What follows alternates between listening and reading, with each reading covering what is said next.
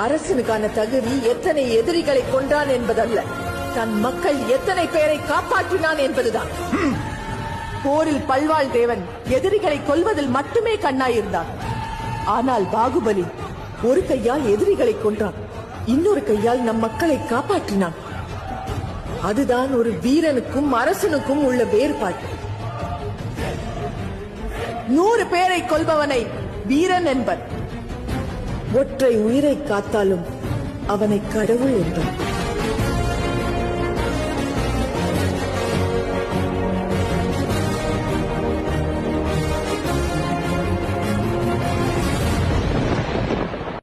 அரசனுக்கான தகுதி எத்தனை எதிரிகளை கொன்றான் என்பதல்ல, தன் மக்கள் எத்தனை பேரை காப்பாற்றினான் என்பதுதான்.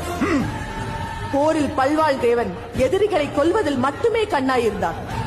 ஆனால் பாகுபலி ஒரு கையால் எதிரிகளை கொன்றான், இன்னொரு கையால் நம் மக்களை காப்பாற்றினான். அதுதான் ஒரு வீரனுக்கும் அரசனுக்கும் உள்ள வேறுபாடு. 100 பேரை கொல்பவனை வீரன் என்பர், ஒற்றை உயிரை காத்தாலும் அவனை கடவுள் என்பர்.